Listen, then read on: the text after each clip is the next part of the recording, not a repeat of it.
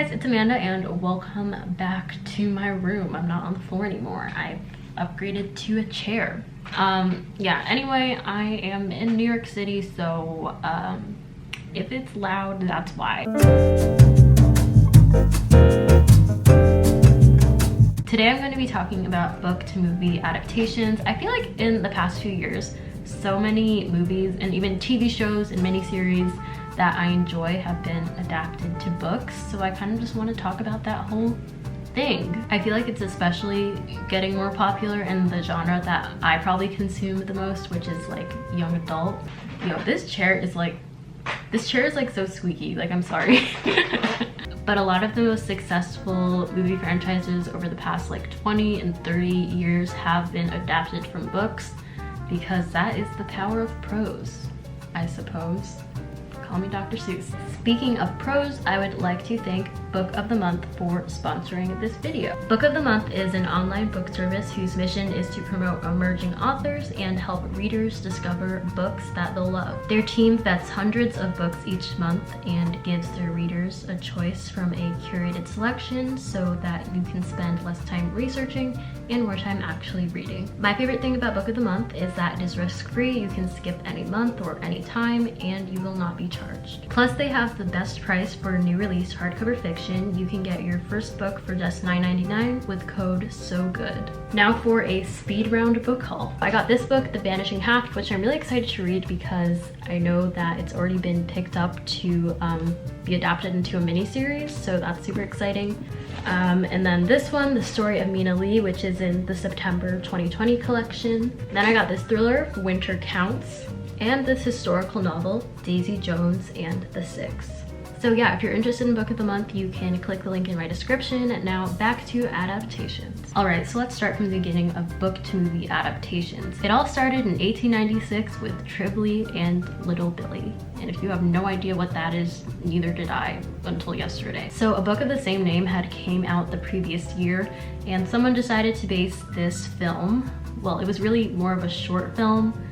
It was actually like a 45-second scene, I guess, based on one part of the book, and there's actually like no like recollection of this project anywhere. There's no footage, but apparently it was a thing, and apparently it was like the first book to movie adaptation, even though it wasn't really a full movie. And of course, movies are adapted from comic books and plays and even newspaper articles and more, but I'm mostly going to be focusing on novel to feature-length film slash TV show slash miniseries, because I kind of like lump those all in the same thing these days. So the first feature film adaptation of a complete novel was in 1909 with Les Miserables, which was based on Victor Hugo's 1862 novel of the same name.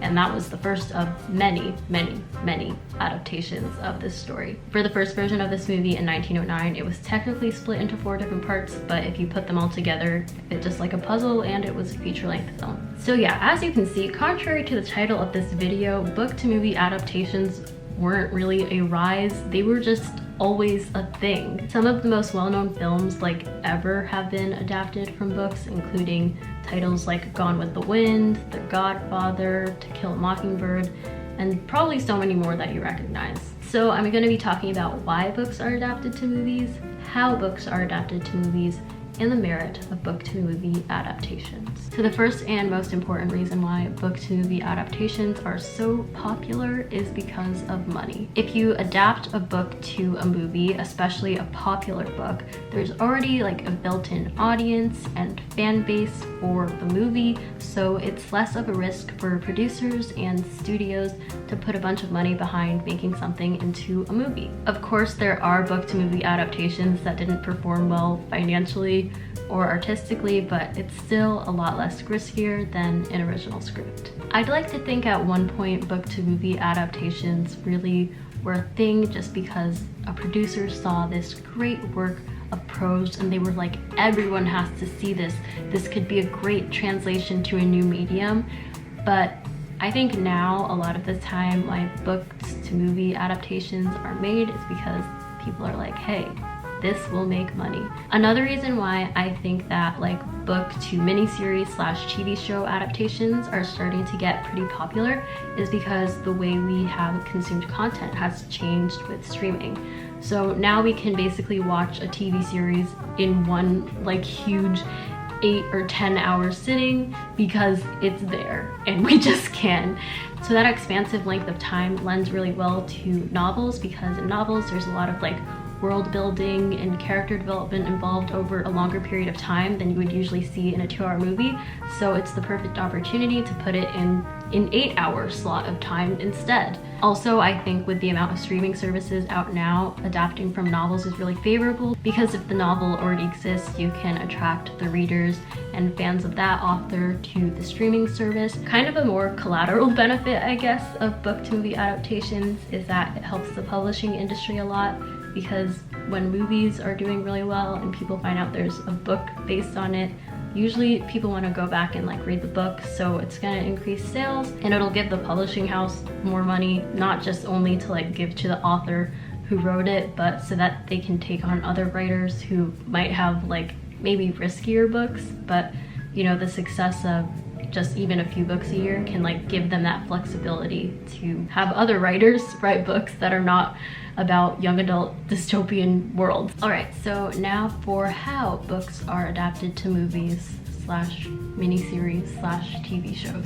So if a producer reads a book and they think it would lend well to the medium of film, they can contact the author's literary agent and negotiate an option, also known as a purchasing agreement. So if you take an option on a book or usually any other kind of work, it basically just means that you have the right to buy the rights to that piece of work. But you cannot have an option forever. There is an option period that usually lasts from 6 to 18 months. And depending on the property, an option can cost anywhere from $1,000 to $500,000. So an option for like a New York Times bestseller is probably going to be a lot higher than like from someone's self-published book that not a lot of people really know of. So after something is optioned, which means the rights to the rights are bought, then it's the producer's job to kind of develop a package for the project. And this could mean attaching a director, finding a writer to write the script, and finding investable talent, and of course finding financing. So if the producer doesn't find a financing source to purchase the rights for the property during the option period, then the rights are just going to go back to the author. And when it actually comes to purchasing the rights for a book, this can also vary widely in price.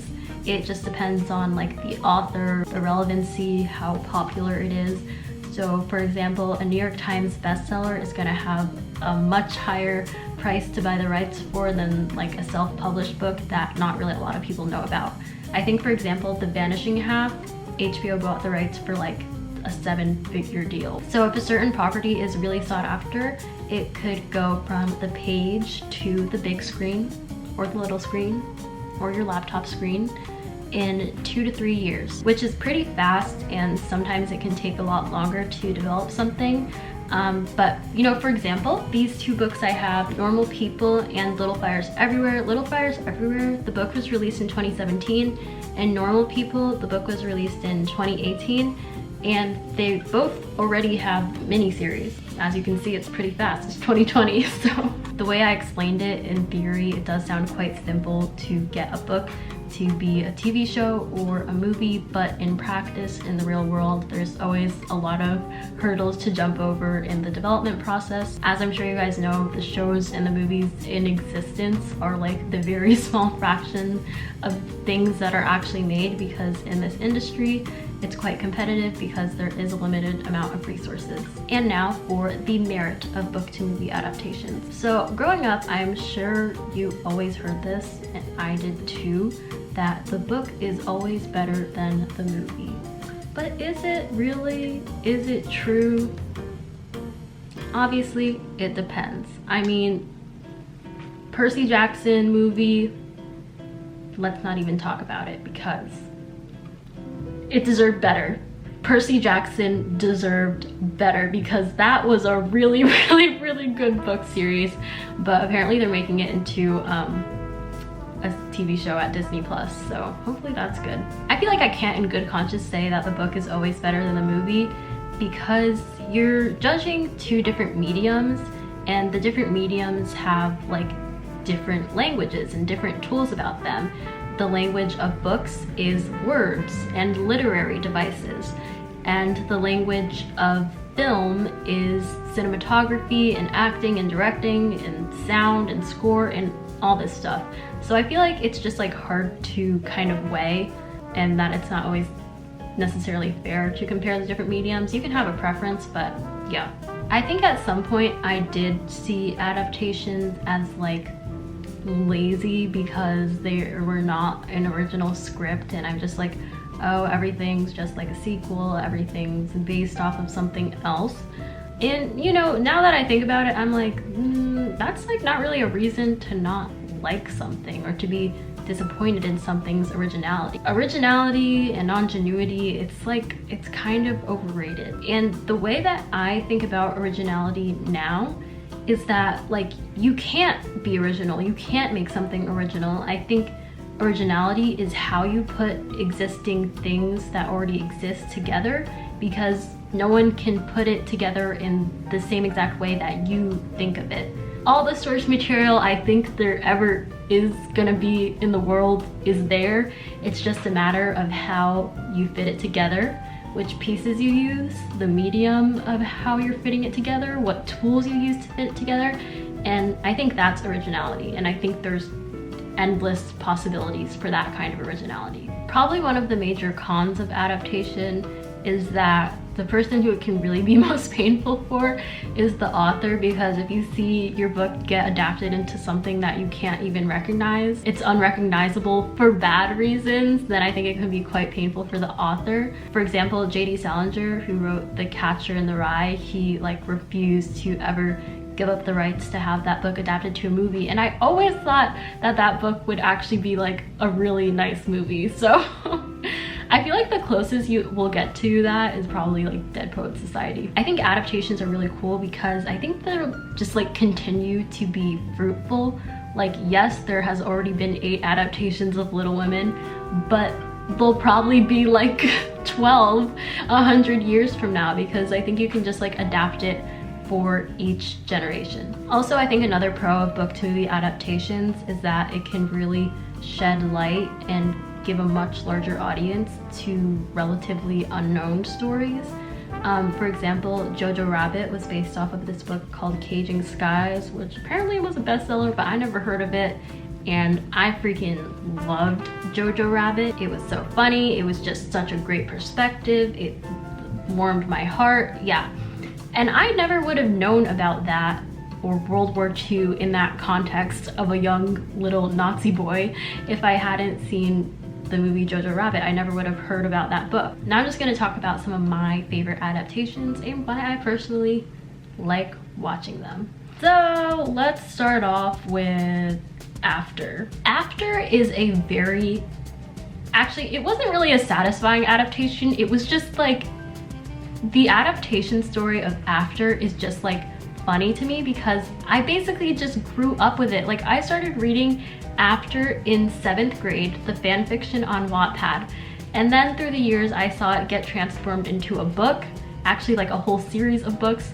And then I remember like a while ago it was announced that a movie was going to be done about it, and then like finally last year in 2019 the movie for After was released. And it's kind of funny because I mean, I don't really know who watched After besides like people, former One Direction stans. I don't know if anyone else watched it. It's kind of funny because I'm like, you know, I consumed this story as like a 12, 13-year-old in middle school, and now I'm like watching it as like a 20-year-old in college. Like, am I necessarily attracted to that story? Do I think it's like the best writing or the best work in the world?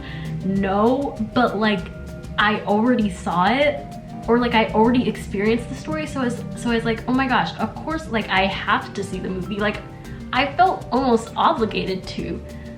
Like, it's just a full circle moment. I feel like once you like latch onto a story at one point in your life, you're like, oh my gosh, wait, it's also a movie? Like, why not watch it, you know? Maybe that's just me. But yeah, so many YA books that I read in high school have become movies. Everything, and The Sun Is Also a Star. Those books were so freaking good, and they became movies, and I just get so excited when I hear something is being a movie, especially with a book that I really like. I don't know, there's just like this attachment to it. Like, you stuck through that book for a few weeks or a few hours, however much time you spent with it, and you're kind of like, if they're making a movie, like, yeah, I just like it. There's like curiosity to kind of see what they'll do with it. Also, another book I read that's becoming a movie that I'm super excited for is Eleanor and Park. I read that book in high school, and that book was like the feels. I love that book. I remember I finished that book and I literally googled Eleanor and Park movie because I was like, there needs to be a movie for it.